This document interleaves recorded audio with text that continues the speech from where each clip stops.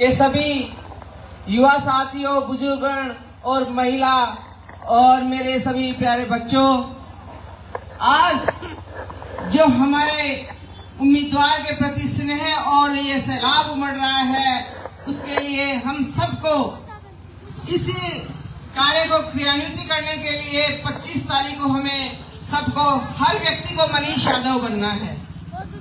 और आज सबका इतना लगाव देखकर मुझे तो खुद को इतनी खुशी हो रही है कि महिलाएं भी इस समय में तक पहुंचा के, मतदान स्थल तक पहुंचा के अपना मतदान करवाना है। उसके बाद में अपन अपना जश्न मनाएंगे, जो भी कार्य होगा और अपना जो प्रत्याशी के प्रति स्नेह होगा उसको प्रकट करेंगे। तो मेरा तो हाथ जोड़ के निवेदन है कि इस कार्य को आप पूर्ण रूप से तहे दिल से करें और अपने मनीष जी को बहुत वोटों से विजयी बनाएं। हमारी हार्दिक शुभकामनाएं आपके साथ। धन्यवाद प्रेम देवी जी, आपने अपने उद्बोधन से हमारा उत्साह बढ़ाया, इसके लिए आपका बहुत बहुत धन्यवाद। मैं अब आगे निवेदन करूंगा पूर्व सरपंच हमारे और अपने इस क्षेत्र की जानी मानी हस्ती रघुवीर जी सरपंच, आप हमें बोल शंकर भगवान की। परम सम्मान्य हमारे लोकप्रिय प्रतापसिंह भाई मनीष जी, नगर पालिका के पूर्व चेयरमैन साहब मती प्रसाद जी सैनी व पूर्व चेयरमैन श्रीमती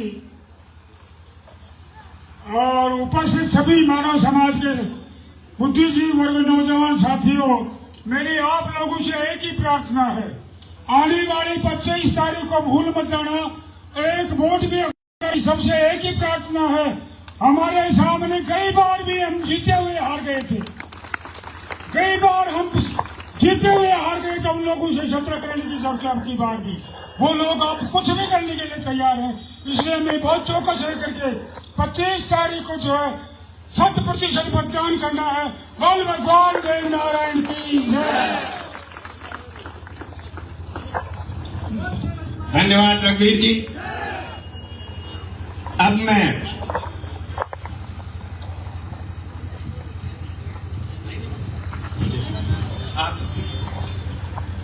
धन्यवाद। मैं आपके बीच में यहाँ पर प्रभारी के रूप में आई हुई हूँ। वैसे रहने वाली देवभूमि उत्तराखंड से हूँ। जब देवभूमि उत्तराखंड से हम यहाँ शाहपुरा में पहुँचे हैं तो हमें निश्चित है कि हम देवभूमि से आपके लिए भगवान से प्रार्थना करेंगे कि शाहपुरा की जो विधानसभा है पूरी राजस्थान के जो राज्य में है सबसे अधिक वोटों से जीत करके विधानसभा में अपना परचम लहराए। और मुझे यहाँ की जनता का, युवाओं का, महिलाओं का और हमारे बुजुर्ग गणों का जो यहाँ पर सहयोग दिख रहा है, मुझे इससे पूर्ण विश्वास है कि हमारी ये शाहपुरा विधानसभा अधिक से अधिक मतों से जीत करके विधानसभा पहुंचेगी। और आप सब लोगों से बार बार यही आग्रह करूंगी कि 25 तारीख को अधिक से अधिक लोग जाकर के मतदान करें और हमारे भाई को यहाँ से विजयी बनाएं, क्योंकि आज हमारे इस देश में युवाओं की जरूरत है, ना कि ऐसे बुजुर्ग गणों की जो ना अपनी गृहस्थी को समझते हैं, ना अपनी महिलाओं का सम्मान करते हैं। भाजपा सरकार में महिलाओं का बिल्कुल सम्मान नहीं है, वो अपनी महिलाओं को अपने घर में रखने नहीं चाहते, तो हमारे देश की महिलाओं का क्या भला करेंगे। मैं आपसे फिर कहूंगी कि आप लोग खुद तो वोट करेंगे 25 तारीख को और लोगों को भी इस बात के लिए जागरूक करेंगे कि कांग्रेस के पक्ष में मतदान करें और हमारे भाई को यहाँ से विजयी बनाएं। जय कांग्रेस, विजय कांग्रेस, कांग्रेस पार्टी, कांग्रेस पार्टी। काम किया है दिल से, काम किया है दिल से। धन्यवाद। धन्यवाद प्रभारी जी, आपने हजारों किलोमीटर की यात्रा करके आए हैं, आपका हम तहे दिल से हार्दिक अभिनंदन करते हैं और स्वागत करते हैं। आपने हमारी हौसला अफजाई की, इसके लिए हम आपके शुक्रिया गुजार हैं। बहुत बहुत धन्यवाद। अब मैं पूर्व चेयरमैन नगर पालिका शाहपुरा, हमारे सम्मानीय, हमारे बुजुर्ग मनीष जी, रघुवीर जी, गणपत जी, सीताराम जी, समस्त लोग यहाँ पर विराजमान हैं, हमारे बुजुर्ग बैठे हुए हैं, बहनें बैठे हैं, भाइयों। आज ये मनीष जी का ये चुनाव अभियान के तौर पर आपके नवलपुरा के अंदर सब लोग यहाँ पर एकत्रित हुए हैं और ये चुनाव में ये कहना चाहता हूँ कि ये चुनाव ऐतिहासिक चुनाव होने वाला है।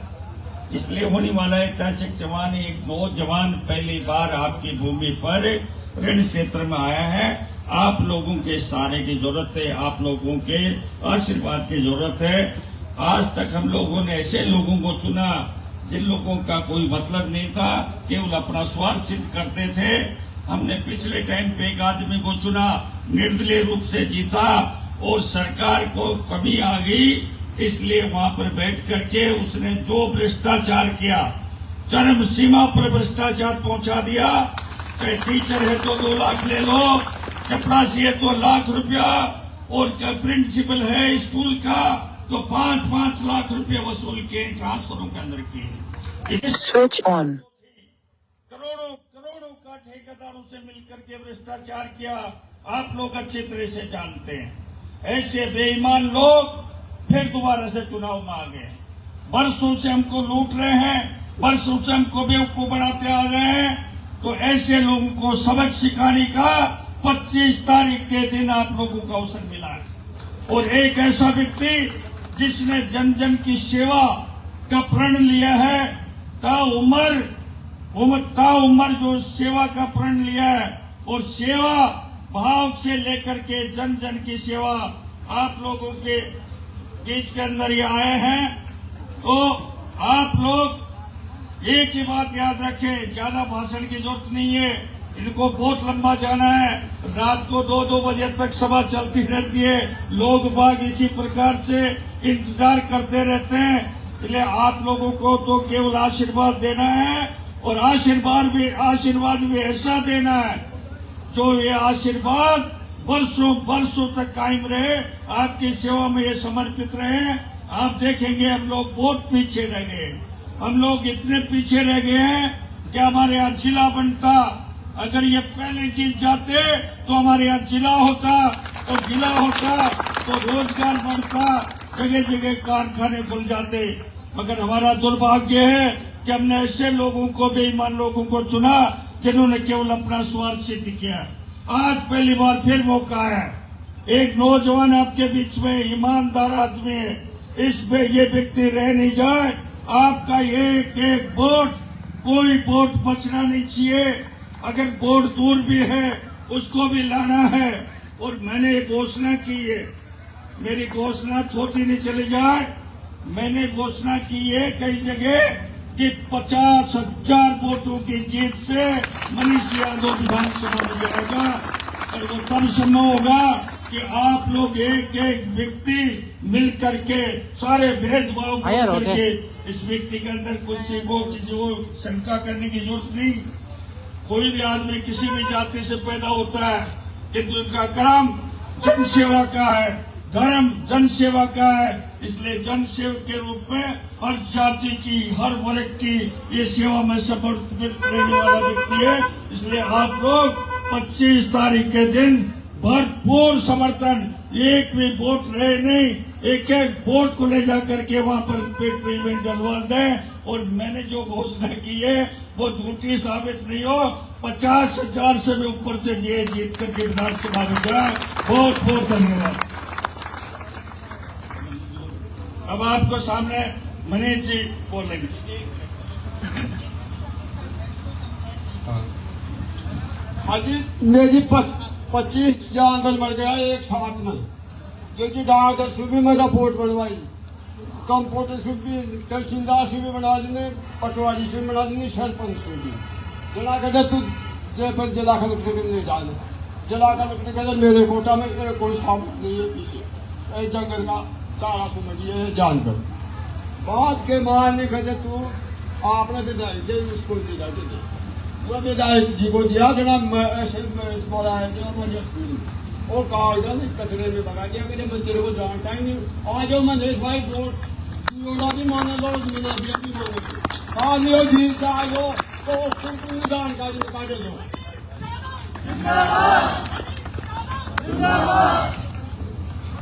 मैं आपके समक्ष एक सूचना दे दूं, चुनाव के रूप में जो भी किसी भाई के आर्थिक स्थिति के अनुसार कोई आर्थिक मदद करना चाहे कर सकते हैं। इसी कड़ी में स्वर्गीय गणपत जी भंगार के सुपुत्र श्री राम गोपाल जी भंगार और मक्खन जी भंगार, इन्होंने तोलने के लिए वो उसमें कितने भी छड़े कितने भी न छड़े तोला है, इन्होंने 21,000 रुपए नगद भेंट कर रहे हैं भाई मनीष जी को। 500 रुपए हमारे अशोक जी शर्मा, उन्होंने सहयोग किया है 20,000 रुपए रूढ़ाराम जी खातोदय कृपाराम आई, आइए रूढ़ा जी। हाँ, 20,000 रुपए रूढ़ाराम जी खातोदय कृपाराम वाली। आजा भाई मतलब तू भी आ फिर इस काम को लिखते थे। अशोक बाबू आ गया 5-7 दिन में।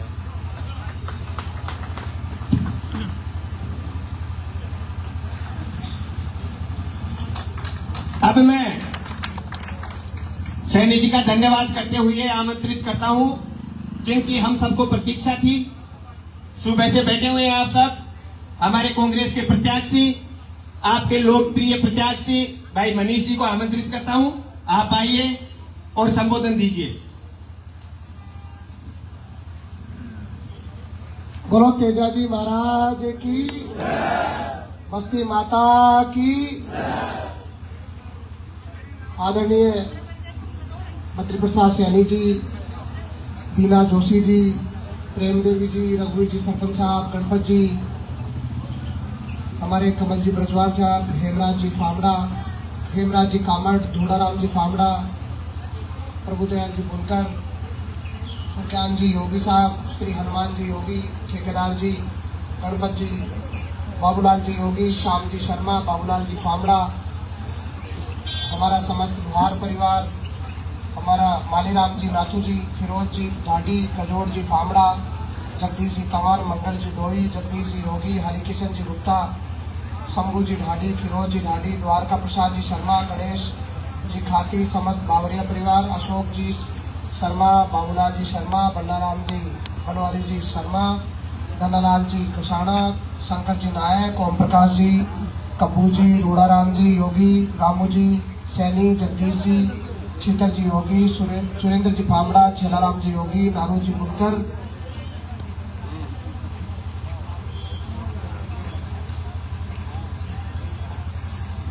उपस्थित सभी मेरे पिता तुल्य बुजुर्गों, माताओं, बहनों, नौजवान साथियों, प्यारे बच्चों, मेरे से पहले आदरणीय बद्री जी ने, रघुवीर जी ने, प्रेम देवी जी ने, बीना जी ने सबको आपको अपनी बात बताई। देखो यहाँ बहुत लंबी बात बताने की आवश्यकता भी नहीं है।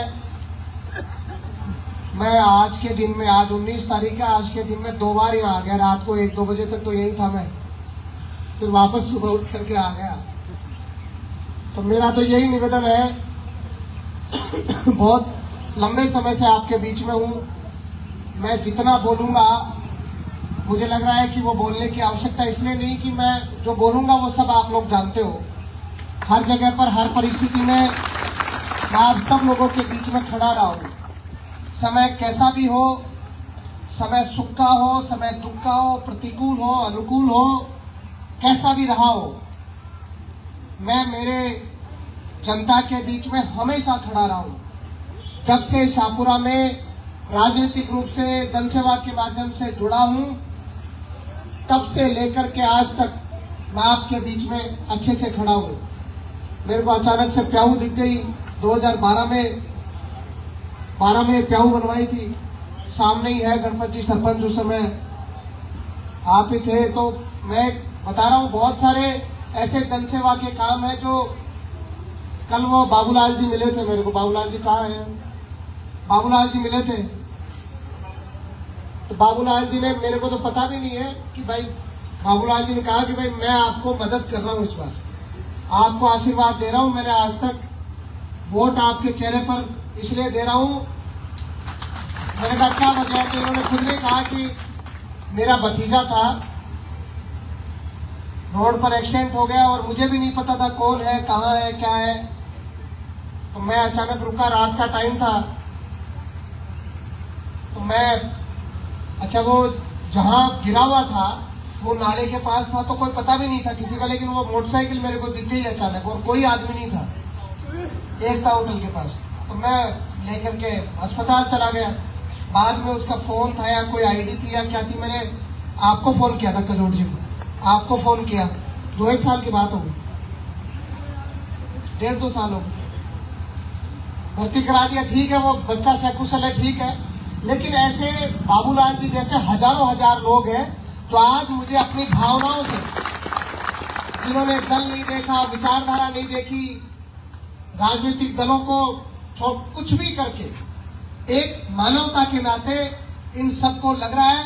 तो आज जैसा माहौल यहाँ नवलपुरा में देखने को मिल रहा है, मैं आपसे निवेदन कर रहा हूँ, बद्री जी कह रहे थे बहुत बड़े अंतर से अपन जीतेंगे, वो अंतर तो आप लोग तय करेंगे, आप लोगों की भावनाएं तय करेंगी, लेकिन जो जनता की मन की भावना अभी जो नजर आ रही है वो निश्चित रूप से बहुत बड़े अंतर की तरफ संकेत दे रही है।